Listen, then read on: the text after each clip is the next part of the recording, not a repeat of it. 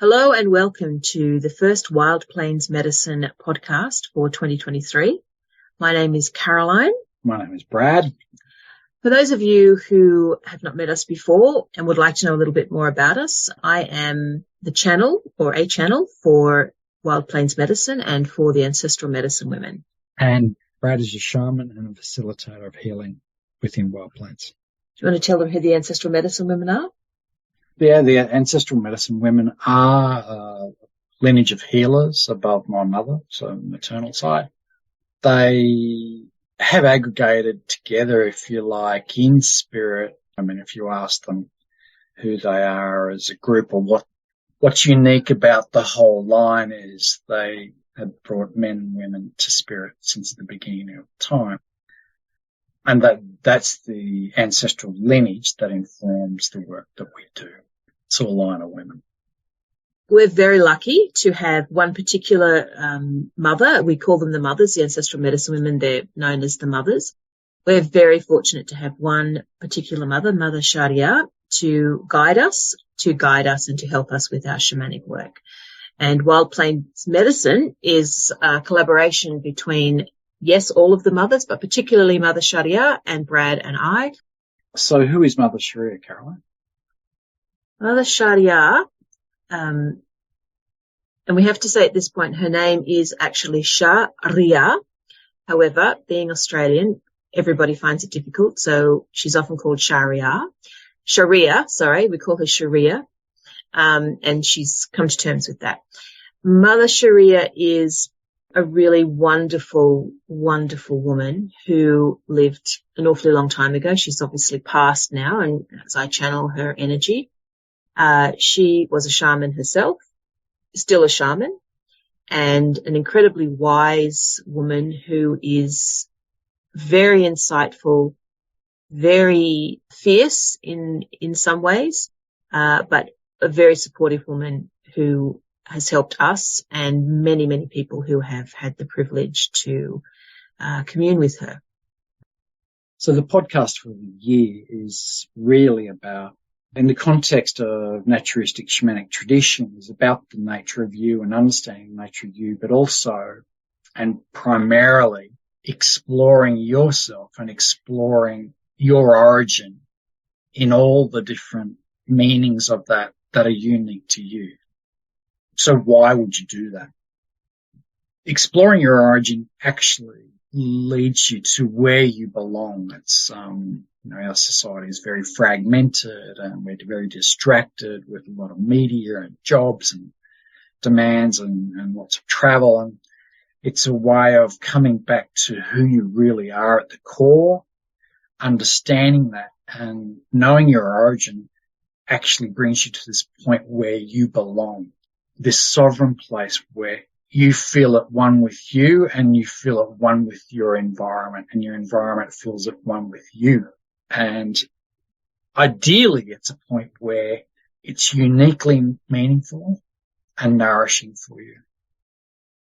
One of the reasons that we decided to follow this path of belonging and origin is that we've met a lot of people, and you may have experienced this yourself, not all the time, but maybe some of the time, that you don't really feel that you belong, maybe you don't feel you belong in your family.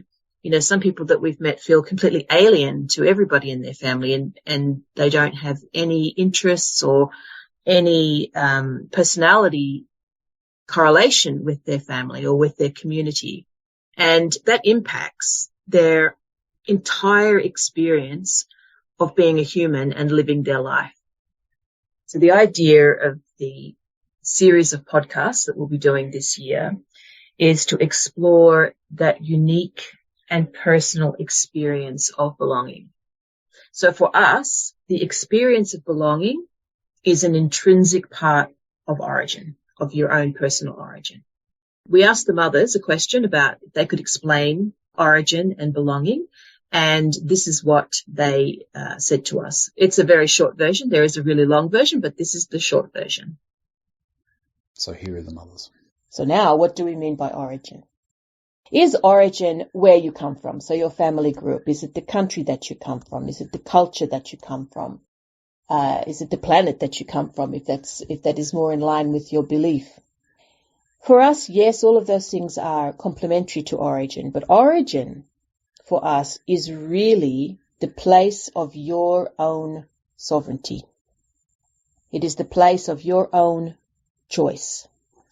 It is the place of where you feel and you understand that you truly belong, but in that belonging, you are an extension of that place, of that space, of that experience. It's not necessarily one of those things. It could be all of those things: place, space, experience, or it could be one or the other, depending on how it best fits your understanding and your feeling of belonging.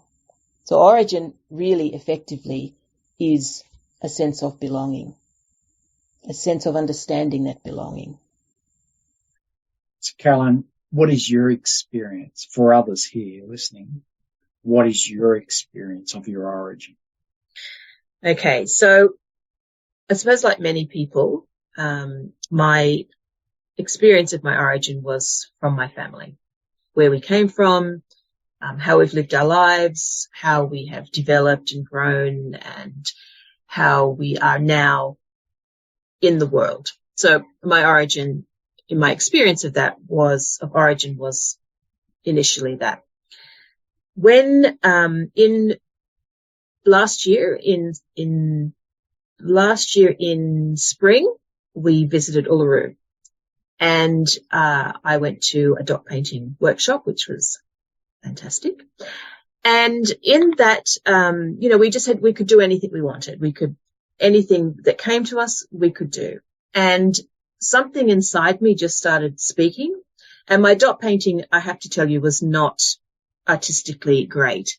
But what came out was actually quite a shock to me, but it really opened up this idea of origin and my belonging in, not just in my immediate world, but also the cosmic world.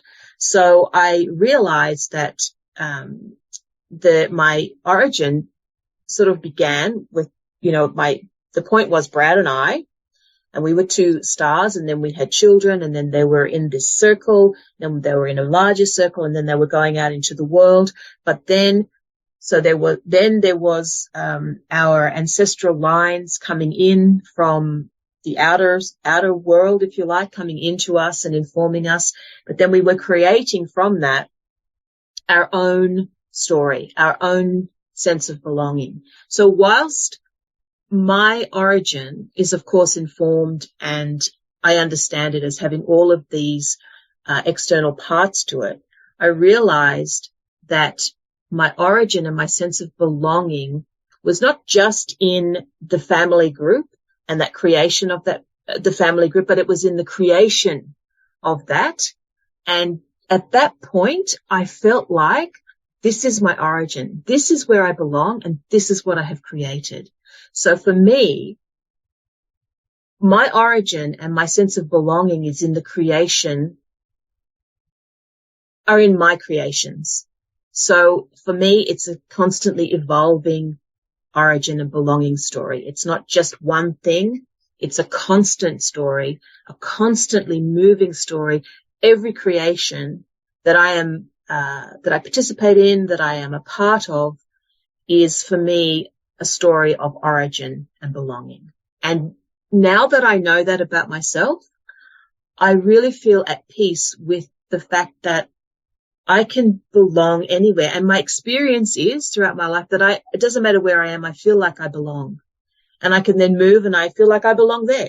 But it's because of that creationary energy. And I understand that now, that is my origin and that is my sense of belonging. How about for you? Fantastic. Can we share that dot painting in the link below? You're welcome to. As I said, it's really not artistic. It has no artistic merit whatsoever, but it was a definitely enlightening experience for me. But yes, go ahead. Yes, that dot painting it's quite an experience.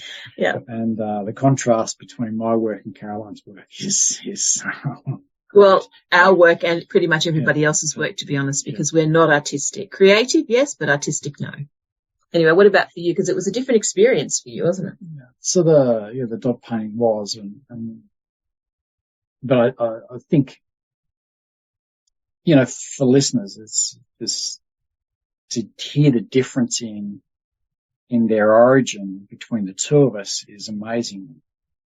I felt for many years, decades, that I didn't belong anywhere. And then, I met the mothers, through, one of the many health crises you have as a developing shaman.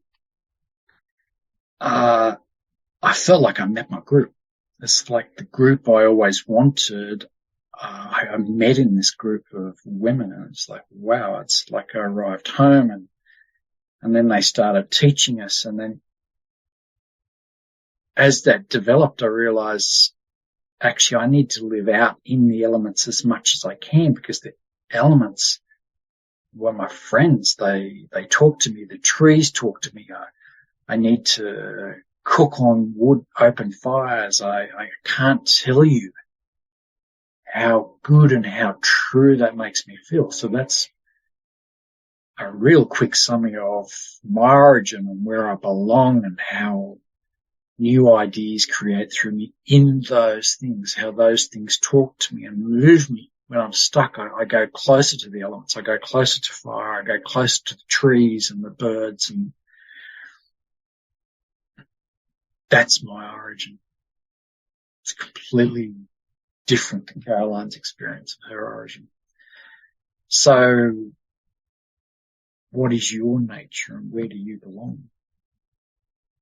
One of the things common to many shamanic traditions is this idea of questing, where you go and learn about yourself, and you learn about the deeper emotional aspects of yourself. So the idea of this podcast, the inspiration of this podcast really is about helping people do quests, do shamanic quests, but into the nature of themselves, understand and experience the nature of themselves in many different ways, into their origin. And the end result of that is coming to this knowing where you belong and how to place yourself well in the world. That might be meaningful to no one else. It's a unique experience. So the quests that we want to do throughout the year are all designed to really bring you to a point of understanding and clarity about as much as possible about yourself and your place in the world, and how you got there, and why you stay there, and how you can move on or move around, and ultimately to create this picture, or open up this picture of your particular and unique and personal origin story, and how that is how you belong. So, and where you belong. So you belong in your origin.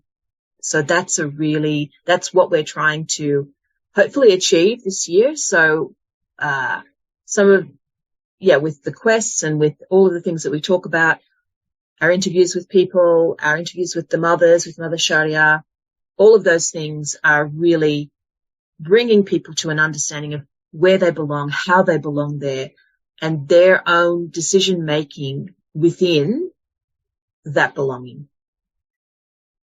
It's when you think about how much immigration has happened over the planet in the last 200 to 400 years, there is this displacement. And it's just occurred to me as we're talking here that, years ago you were born into a community or a clan, and that's pretty much where you stayed, and rarely would people travel, and they were unique. And if you did travel, it might be for war, or, a couple of times in your life you might go somewhere special, right?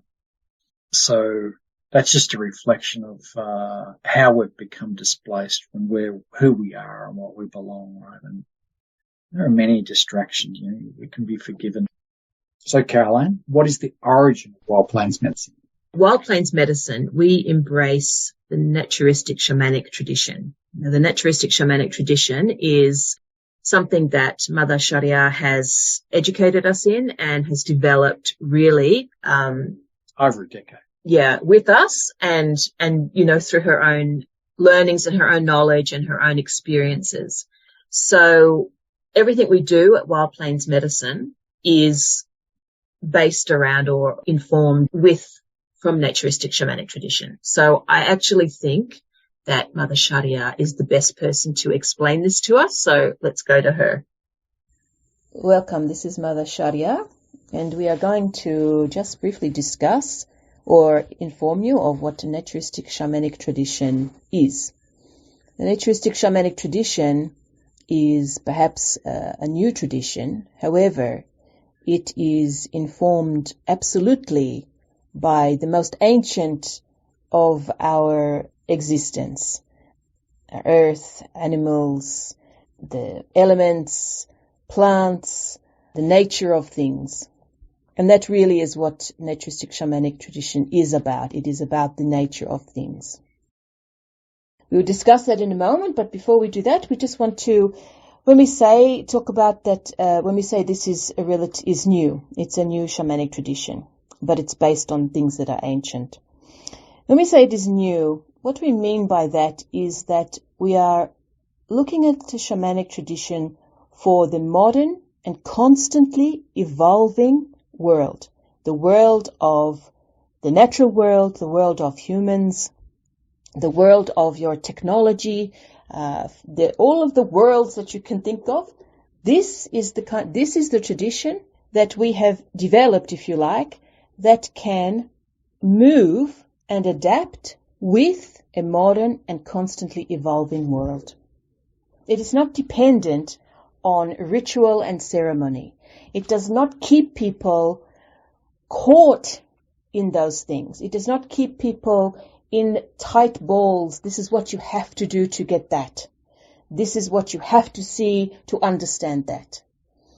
This is what you must be a part of if you want to get that. This is not what we believe is a shamanic tradition that is suitable for a modern and constantly evolving world.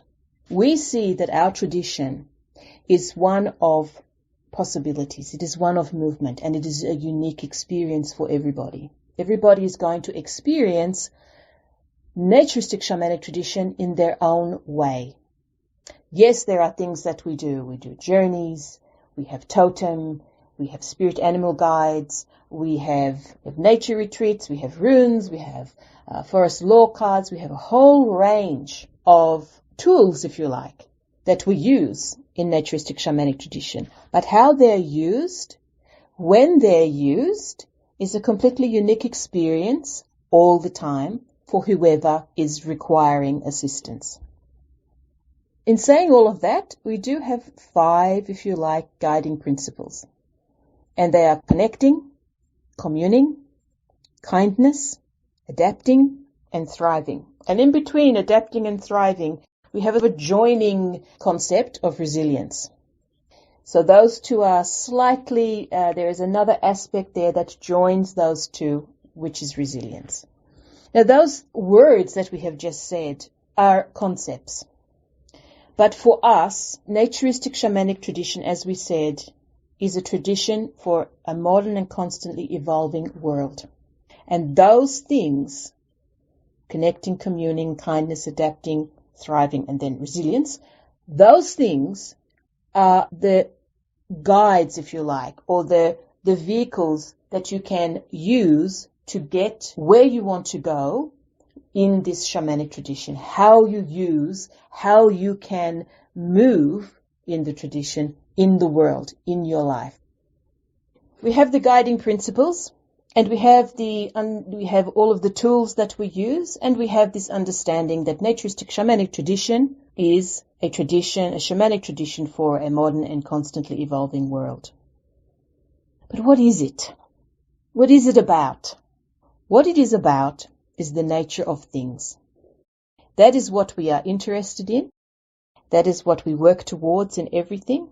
That is where all of our information, all of our channelings, all of our work is focused upon, is the nature of things. Because in the nature of things, is where we find out how things work, how they can work better, how they can change, how they can adapt, how they can become more resilient, how we can connect and commune with those things, and how we can find out how all of these things, the nature of things, can support the wider group. Now, the nature of things includes the nature of the natural world. It includes the nature of the human group as a group and then as the individual. So the nature of that particular person. It is the nature of government, the nature of community, the nature of the weather, the nature of the elements. It is the nature of human psychological need for religion, human psychological need for support, for communion with other people, for socializing. It is the nature of all of those things. And when you look at those things from the purely unique level of the individual, it becomes a very distinct picture. So the nature of all of those things for you will be completely different from the nature of those things for the person next to you. And in that is what Naturistic Shamanic Tradition is about.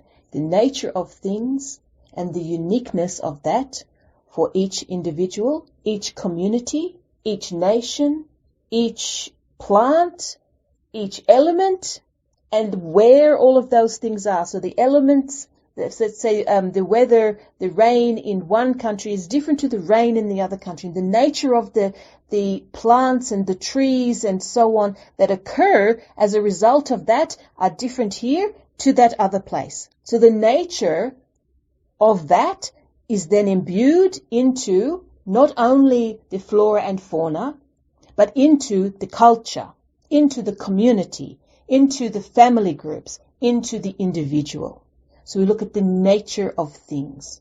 And at the very base level, but also the most detailed level, that is what Naturistic Shamanic Tradition is about, the nature of things. Brad, how do you, just listening to what Mother Sharia said, how do you live that? Practically live it? Because it's, it is I would suggest that a shamanic tradition is a lifestyle. It's a way of life. How do you live it? So it's a good question, Caroline. In the tradition, just quickly recap, there's these guiding principles of connection and communion, adapting and resilience, with thriving and kindness. When we first met the mothers and Mother Sharia, they said shamanism is actually all about connecting and communing. And that was at odds with what everyone else we knew was saying. But, with time we've realized it's actually the engine. It's you connect with things and then you move at a subtle level, almost like at a spirit level where you can commune, and there's this swapping of information. There's this knowledge and there's this emotion sharing. As a shaman, or if I'm running medicine circles, or if I'm trying to balance myself after, toiling out there in the Western world, this connection communion allows for this exchange of energy, exchange of knowledge, this movement of things, movement of who we are into a much bigger thing to bring about whatever we want, as well as learning and growing and being healthy. So that's this connection communion. That's how I live that. Then there's this adapting and resilience and thriving. Resilience is at odds with adapting, but you need this resilience to push on to do the hard things that you might want to do or that are needed to do. It's a principle that guides you to how do I make myself resilient for something like COVID or these changes that are coming our way. So being adapting helps you to adapt to whatever's coming. Adapt to what we went through in COVID, like we moved a lot of stuff online, but resilience was keep going, but also the other aspects of resilience for survival, and am I going to compromise my values and go easy, or I'm going to stay resilient and work out a way to live my truth and push on. So you get an idea of how those things are working. at a basic level, the sort of adapting resilience, we moved off grid, we built our solar system and buildings and, we grow fruit and veggies and we repair our things, right, with our own hands. So that's a part of this adapting resilience. You're always learning and it's always a stretch at times, but it works. Thriving for me has been a hard one. Never thrived in the capitalist world. And that's a place probably where a lot of people get hurt. So I think after many years, where I thrive most is when I can be using my creativity and in my mind and my hands and my being. That's where I thrive. It's better in nature, away from, these institutions that often have those capitalistic energies around them. Also this idea of building a life for myself, building a life that's not just what we're served with, building a life that's just not what's been served up to us, but actually thinking about it and working it out and pushing on with that. That's, I find I'm thriving in that. The last point, kindness, this is very much a sovereign balancing act. Kindness I see, in other words, it's more like an allowance for yourself, but also an allowance for others. But that allowance can have a very hard, firm hand if you need to pull yourself into gear or expressly point the boundary out for someone else. Or you might come to the realization that the kindest thing to do is the hard thing, the firm hand, and sort things out now, or say no, or remove them from my life because that's the kindest thing for you, or maybe the kindest thing for them. So yeah, that's how I live these basic tenets, and they're different for everyone. Yeah, see how you go. Yes, I think for me, the guiding principles of connecting, communing, kindness, adapting, thriving, and then resilience, those things for me, I find very helpful because I need to have things organized. So my, my personality is one, I need to have things organized and I need to have things organized. Let's just say that.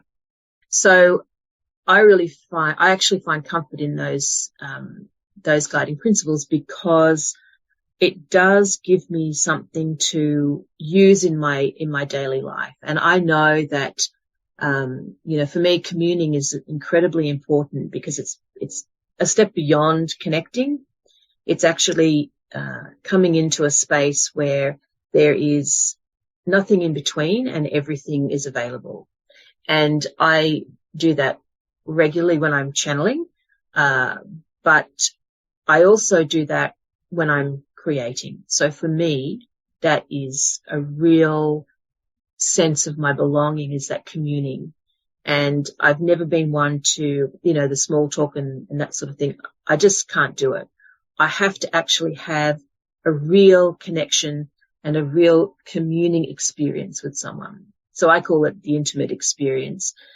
And the other thing that I find, especially now, coming through COVID and moving into new spaces and new ideas, and there's things changing all the time, the adapting principle for me is just something that really helps me because I do not like change. I really don't like change, and I find it very difficult to action. It really shocks me every time there's a change. But with that idea, I have to adapt. Here is this moment, I have to adapt. And in that moment, it really helps me with that idea of adapting. And when I sort of relate that to the nature of things, which is what a shamanic tradition is about, the nature of things, I can really feel into that moment, and then the adapting is not such a shock to me because I'm actually communing in that moment with whatever the nature of this thing is, and I can make that movement.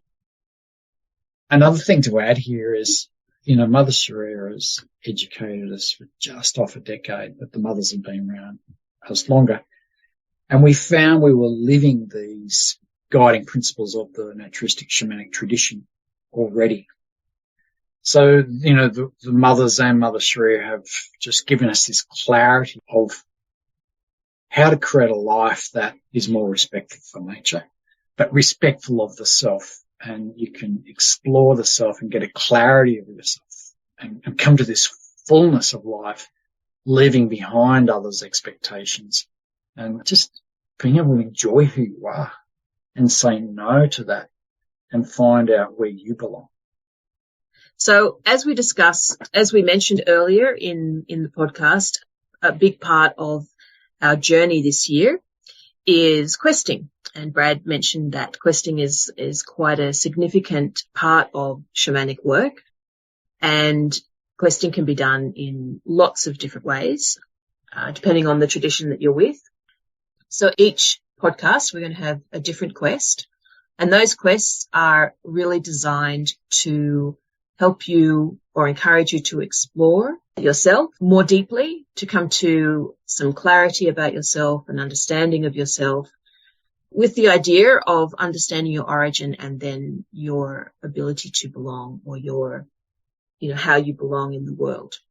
So to discuss our first quest of the year, of course, we're going to get Mother Sharia, because she's the one. We're going to get Mother Sharia to talk about our first quest. So I'm actually going to get Mother Sharia now. So Brad might talk, or there might be just silence.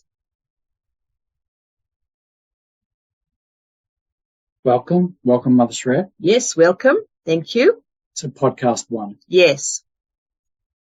So the first quest of the year, of course, everything that we're going to be doing, as we've already discussed, but we can't help ourselves but to repeat things, is that we're looking for our origin, looking for more information about ourselves to inform our origin and to understand how we belong.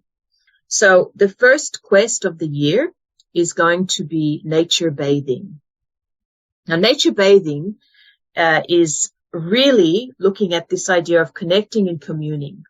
So finding something in nature, and by that we mean the natural world nature, finding something in the natural world that you can connect with and commune. Now, in that space of connecting and communing, what we are looking for is there is an opening up between you and whatever it is that you are going to connect and commune with, you're going to bathe in.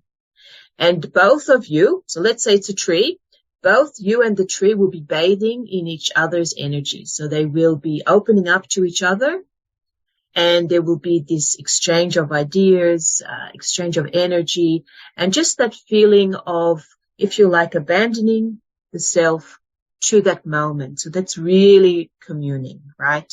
You've connected with it, and now you're communing with it by abandoning yourself to that moment. What you're wanting to achieve, or what you're wanting to get out of that, is this feeling or understanding of the nature of, in this case, the tree, and how that responds or reacts or engages with you, and how you then engage, respond, and react to that. So there's like a circular motion happening where both the tree and you are energetically talking to each other. And in that space, you will find out a lot about yourself if you're listening. You will find out the fears in relation to the tree, in relation to opening up, in relation to abandoning your energetics to this tree. You'll be finding out about your joy, about how you are able to experience that joy and feel that fullness in the body, in the heart, and how that then is responding back to the tree. You'll be able to find out about the things that you think about and how relevant they are and how important they really are in the big scheme of things. So there's going to be a lot of information that you can glean from the nature bathing.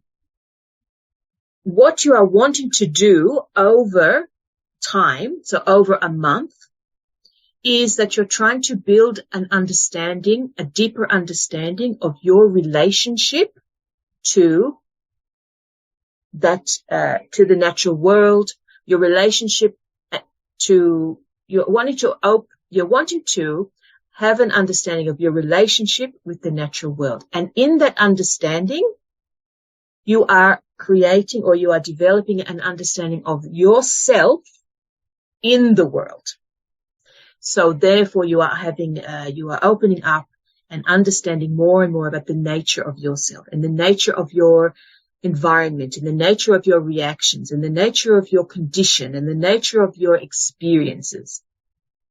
So nature bathing is what we're going to be doing. Now, nature bathing can be done if you want to go into a forest and you want to experience all of that energy. It can be done at the beach. It can be done near a lake. It can be done on the top of a mountain. It can be done in your home, holding a flower, a leaf, a rock. It can be done in many different ways, because nature bathing does not mean you have to actually be in the environment, because you are not just going out into the environment. Let's say you go to a forest and then expect to be bathed by nature. You have to interact. That's actually the key. You're interacting and opening up to that space to find out more about yourself and your relationship. So that means that you can do it in any place. And as we said, at home with a flower, at home with your pot plant. You might want to touch it. You might not want to touch it. You might want to just feel that energy and really focus on that.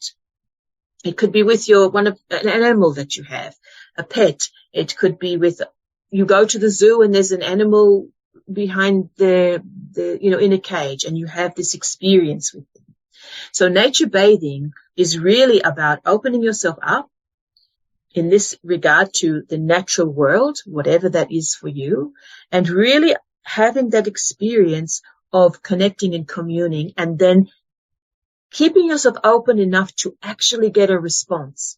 So you're not just out there dumping and so that you can feel good. You're out there opening yourself up to get a response. And if you can listen to that response or feel that response or smell that response, whatever it is for you, then you will be able to really communicate with that natural item, whatever it is, and you will really learn a lot about yourself. So we suggest that after each session that you do, that you write a journal and you write down what it is you learned, what it is you felt, what it is you heard, what it is you saw, smelt, whatever it is, and what you learned from that. Because what you're trying to do is to build a picture of yourself and build a picture of yourself and how you belong.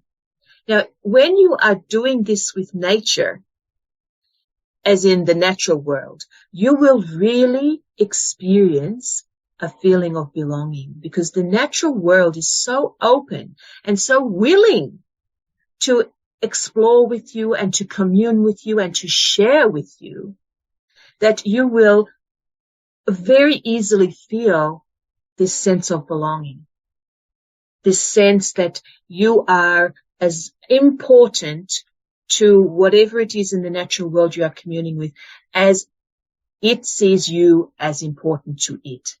So, there is a really beautiful experience of this belonging. So the quest is nature bathing.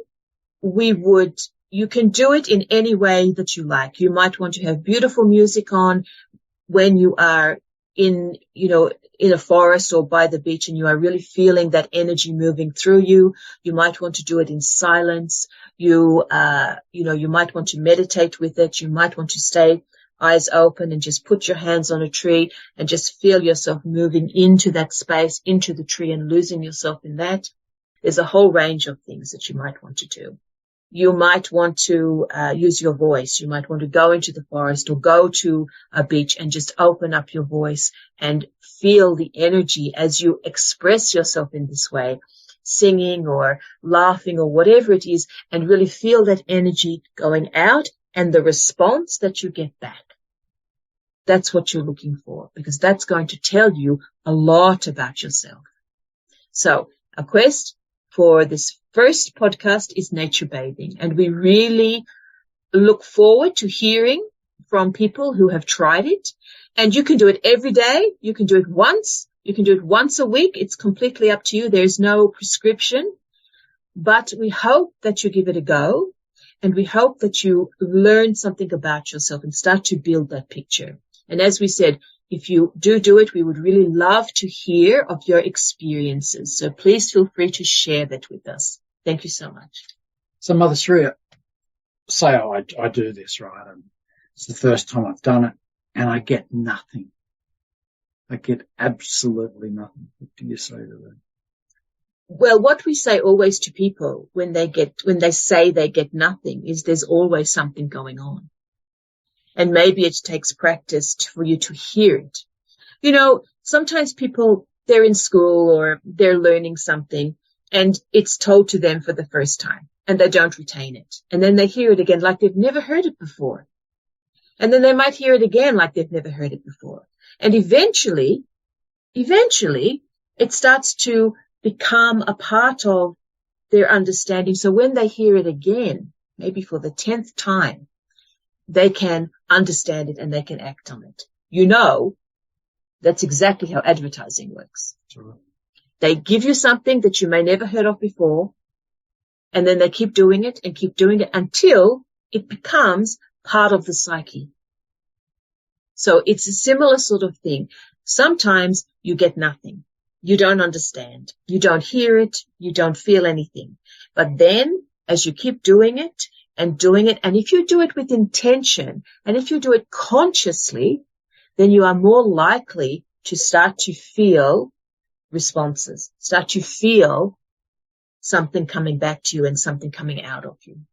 So it may not talk to you. It might be a feeling somewhere in the body. It might be an irritation. It might be, yes, when we said smell. Correct. When we said listening, we realize that people will automatically think of their ears, right? But when we say listening, it's a very global term. So the listening exactly could be a smell, could be something in the body that you feel, could be a thought that comes into your head, could be words that come out of your mouth, could be something, a vision or something that you see fleetingly.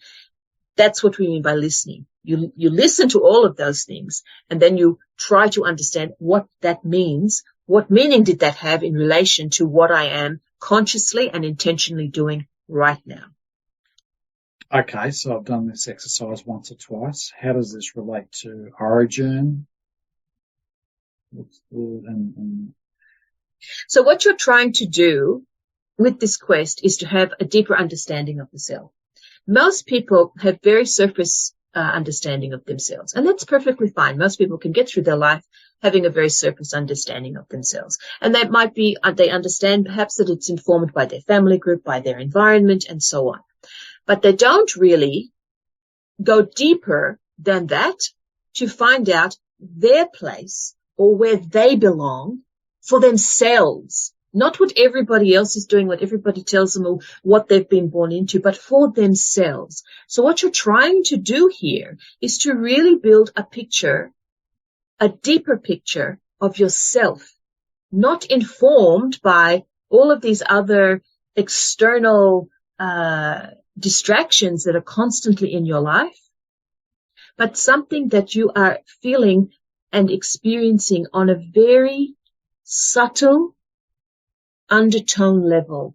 And that's why we say for the first quest to do this with something in the natural world, because the natural world, most parts or things in the natural world are incredibly open. They can't help it. They know what they're here to do, and they do that. It's an apple tree. It knows it has to grow apples. The apples know it has to have seeds. They know that they have to grow for whatever, for the animals or for the people. They know their purpose, and that's what they do. So they are very sure of their purpose, and they're very sure of what they have to do. And in that, they can be very open, because they have nothing that holds them back, because they know what they're supposed to do. So in that space, they're so open and they're very confident, and they have no fear of opening up to a human who has problems, who has distress, who is sad or happy. They have no problem with that, because they are so sure of their own self, of their own purpose and their own experience. And so in that, you can feel very confident and comfortable that you will be looked after by whatever the aspect of the natural world that you open yourself up to, or that you commune with. So years ago, you told us that when you were on the plains of Siberia, some days you might take the children out to talk to different aspects of nature. And this is the same. Absolutely. Of course, it was a little bit different because it would have been, it was more survival, right? It was not just let's go and have some fun and commune and try to find out more about ourselves. Flowers. Yeah. That's right. It was, yes, that, because always that is giving people more insight into themselves and more understanding of how they fit in the world, how they belong in the world. But at the same time, there was, a definite, very serious survival information that needed to be imparted. It was underlying the whole life. Correct. And, even now, if you look at it from that point of view, for lots of people, they find it hard to function in the world, and they find it that, they can just survive. That's it. Most people, most humans are just surviving.